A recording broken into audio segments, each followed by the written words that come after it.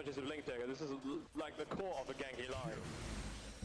SF also has a little bit of fun. Puck's in trouble. Bottom lane. The ulti. Will it be enough? It's got to be a race. It's got to be a race. The attack's enough. 769 unable to escape. And I think we also had a kill on the top lane during that too.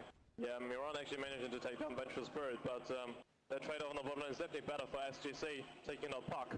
And SF getting the last hit as well. More pumping. He's already got Nogarak inside his stash. So he's on his way to get a Mithril Hammer. He's almost got 1600 as well. His BKB is really not far off at all.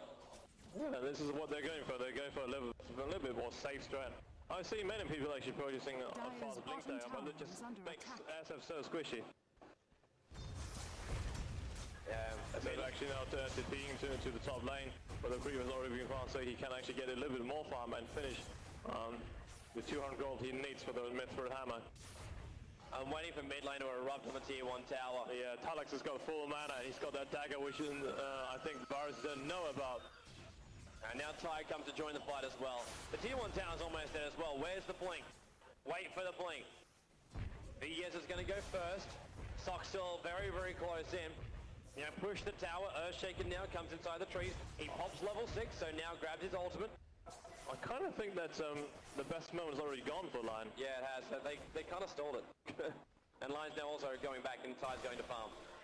Yeah, Parker's still hanging around. He's also pro from level 6. Managing to get that XP, grab a little bit as he can.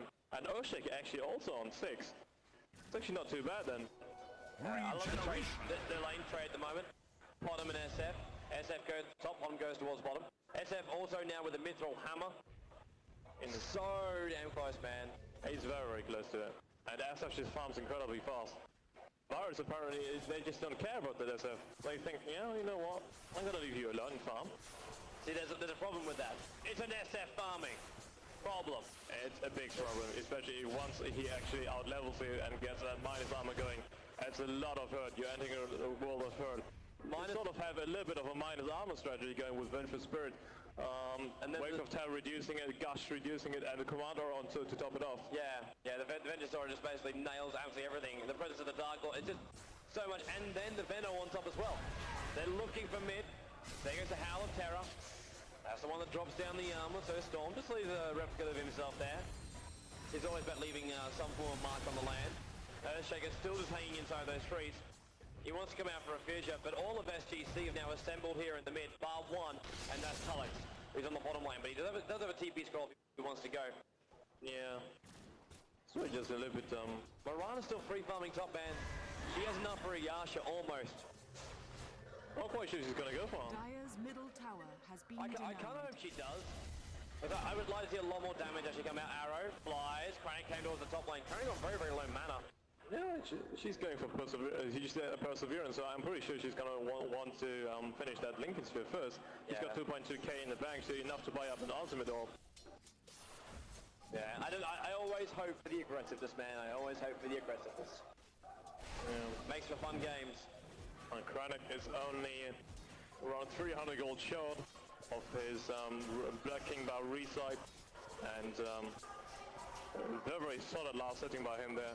It's actually interesting to see the difference in Golden, and the Dire is getting like massively done. Like it's just now, it actually dropped below 2,000 difference at one point. Because the actual gold count actually doesn't appear on this one. There you go. There we go. So it's actually, yeah, 17,000 worth of resources for the Radiant, and way. Meanwhile, back at the range. Yeah, Mirana. It's always happening on this. We are following currently the creeps because we think nothing's going to happen. And actually another kill, two quick kills for Varus coming out. Line being done on the bottom lane, and they're even going to think of going on the Vengeful Spirit as well. It's going to be hard though. Really, really hard. There's still no Ravage up for Tidehunter, so Vengeful Spirit will be able to fall back unless Storm wants. Storm might. The support is still here by Puck, but Puck has no mana, and Storm actually jumps in behind, looking for them. He can hold himself back out. Ultimate pops, Mirana gets kills on the top lanes while Storm is jumping in behind. Now they will actually dive inside the trees. Storm, VS, the Kree wave is here. Puck is back. Puck has not even orb right now. It's 30 mana short of the orb. TP support's going to come in, and Storm will be over his head as well as Puck. Splash goes, tries to slow down, and Virus won't get anything on the bottom. Yeah, but Virus all the time getting a lot of kills, especially that Mirana on top lane. I think she actually managed to get that kill on Venomancer by herself done, because current Prophet just TP'd in. Yeah. Well, Prophet actually technically can just give the whole thing, because you basically just spread around and well, you basically got yourself a support. You never did any damage. You never show up on the assist kills. I should have been actually not buying up the Black King bar yet. Actually brought up 2 TP squads instead. So he's still 300 gold short once again off his BKB. Yeah, won't take it much longer though. Maybe he's just running for level 11. Doesn't want to pop the oldie until he actually gets it to level 2. Yeah, interesting to see actually that Prophet has been farming all the time. He's got a Hand of Midas. And I think the first time we've seen in the competition being brought up, as well as a point booster, so you might go for Aghanim Scepter. I think then we did actually see Na'Vi, they were actually toying with a Hand of Midas in their game. But yeah, Prophet, a lot of money that comes into him then. What he actually does with it though, and how much farm he actually gets from it, that's going to be a big question for me. And also what Storm Spirit's going to get, because at the moment we've got Ogre Ace. Is he going BKB? He's definitely going to go for BKB. It's always like that, because Storm Spirit, once he ruffles in, basically everyone wants to focus him. And that's where BKB comes in really handy. But at this point, yeah, well, BKB will come in handy because it'll give Mirana more time, because at this point in the game, I think Mirana is the strongest hero in all of the Dire. And she's just pushing mid. Excellent vision once again, saving her. He's going to hold it in place. They go in. Puck got a double kill. The Ravage pops up, and he'll be held in place because of a Prophet coming in. Puck gets a triple. 7-6-9. Hasted, Storm Spirit going on it. Congratulations for 7-6-9. He's had a really hard time as our solo side laner, but now actually comes back and takes his revenge by getting an ultra kill right after actually. First ultra kill on the stage as well. Yes, Landmark SGC, they are currently really trailing behind. They were looking quite good with SF3 farming, but they're currently, there's a certain difference in kill count. And another tower going down. What a fissure though, what a fissure to actually start that one up. That fissure was brilliant, and that Puck ultimate also managed to hit too, hitting Vengeful Spirit as well as a line and took them out instantly. Yeah, a lot of damage done very well, and there's BKB is done for the Shadow Fiend now. Finally it is up, but maybe a little bit too late already, because Varus, they have consolidated their advantage quite a lot. Imagine what would have happened if he actually had the BKB when the fissure first landed. He just like pops it, ulties, and Virus would never have chased or got the kill. Many what ifs, but that's for Captain Hindsight. Now they want to get some revenge, Warlog. They're currently, every single one of them is gushing up that Storm Spirit illusion. Another one is actually staying in the mid. Yeah, they had to know it's the real one though. As in that had to be an illusion. Soon the real one was actually getting last hits in the mid. Radiant's bottom tower is under attack. And currently surprising, maybe SF will actually TV bottom, because there's a catapult actually crushing that tier 1 tower there. Yeah, need to actually find some farm as well, so bottom lane will be a good place to actually do it. For the moment though, top lane is his thing. No, they're thinking of, yeah, we let you get that bottom tower, but why not defend it? I think they're thinking about top tower. I think they actually want to bring down top tower, if not they want to actually press it this time around. They know that they're trading behind, so they want to get that disadvantage and sort it out and balance the game out. But the tier 1 tower should be fine for the moment. They still actually have the fortification if they need it. And there goes the pings. They want to go up. They're assuming they're actually inside the trees right now, and that's where Virus are actually headed. The attacks will come on the tower. The orb goes again. How are we going to go for the ultra kill extraordinaire 769? SGC just sitting on the back end.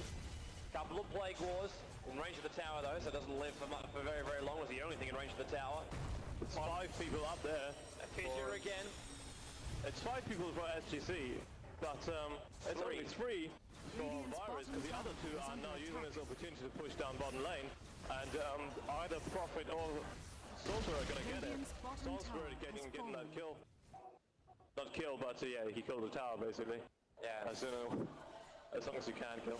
And now they can actually go towards the top. But at this point, SGC's got to be careful. They lost the tier 1 tower on the bot, and your reaction will be, we need to get the same back. We need the tier 1 tower on the top.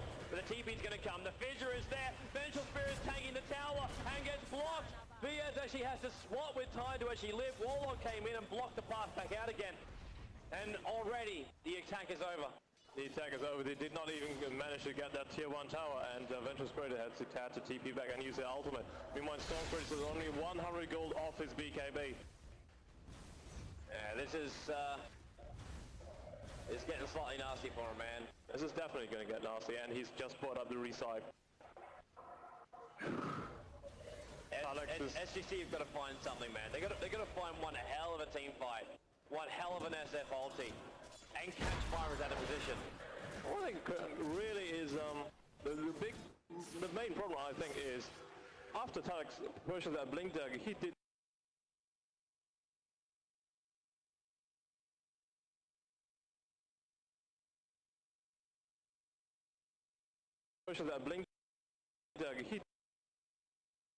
did not.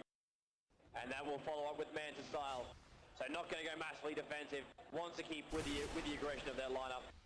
4 people actually already on the bottom lane for Virus. They want that tier 2 tower. Then ones are placed on 3 Plague Wards in total, but it's definitely not going to be enough. Yeah, actually look like SGC will want to rotate around and come from behind and try and lock Virus in next to their tier 2 tower. But now they're going to fight from behind, so there goes the Howl. Mirana's currently not there, but she's actually coming from behind. Maybe actually fire an arrow or some of this sort. Yeah, see long if they range. can catch one guy out before the fight actually happens.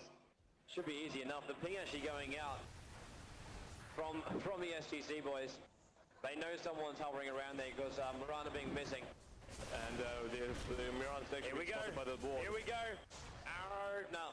Arrow is in a very, very interesting line.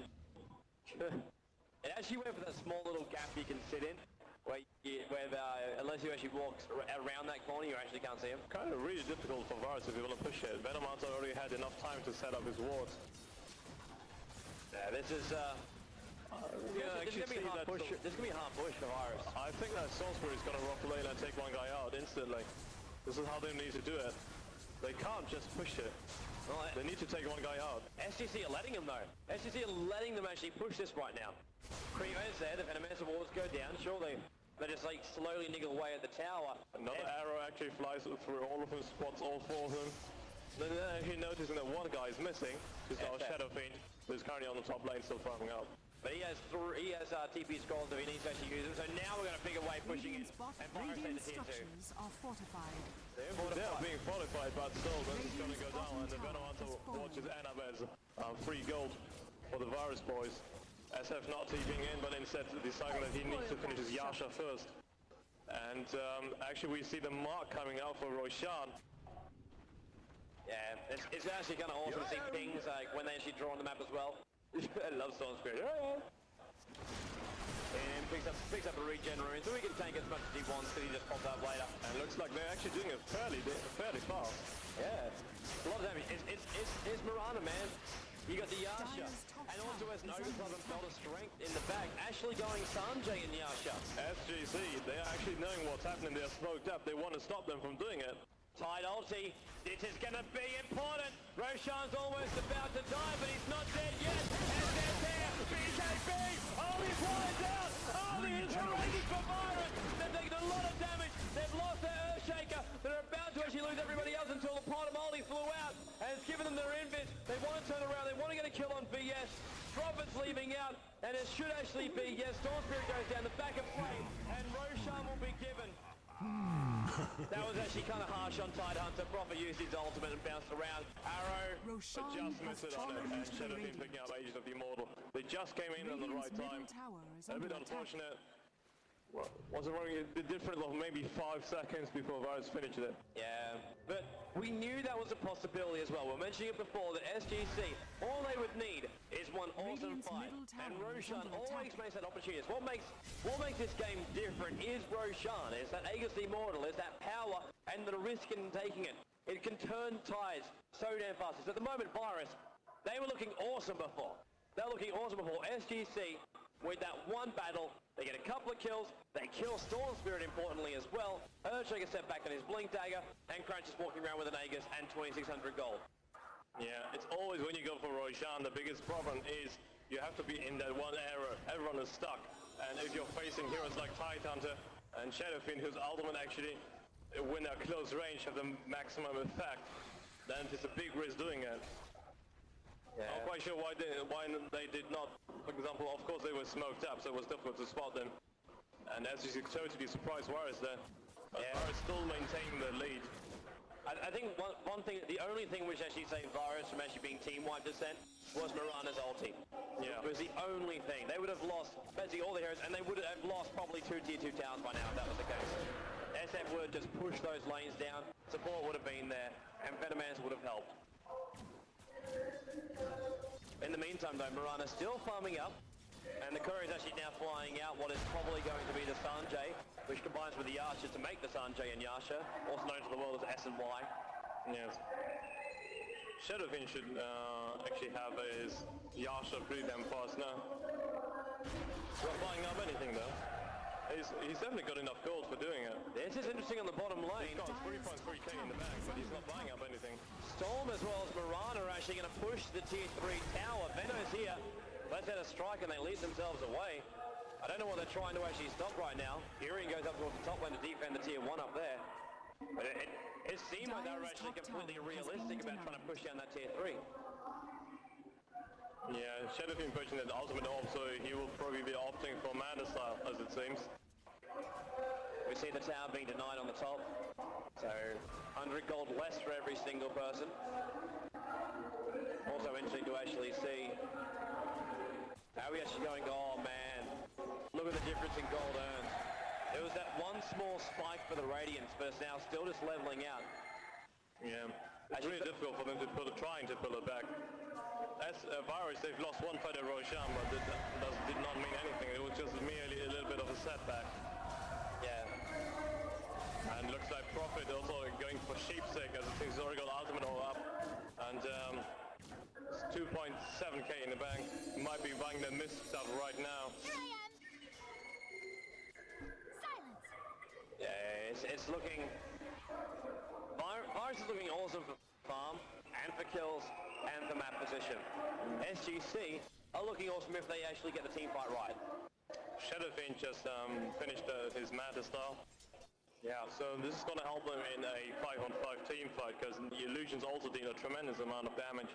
Because they basically keep the same soul assumption as well. Yeah. Extra little bit of damage. As long as he's stacked up and hasn't died. Small detail. Yeah. Got to store those souls up. Every single time SF actually gets a hit, gets a last hit or a kill, he basically claims soul extra 2 damage. And he just keeps stacking them up. SF maintaining the highest level on the field there, level 15. Oh, actually, no, I was joking. Mirana is level 17. I forgot about her. No, but currently it looks like Varus, they also have a tremendous late game, because all of the heroes are very powerful there. Mirana can DPS. Prophet can turn to DPS, as well as Storm Spirit. Storm Spirit actually got a very, very high agility gain. Yeah. So his powered up against with Overload actually deals quite an amount of damage. Storm also very, very hard to actually kill. Like the more HP, at the moment he's on 1362,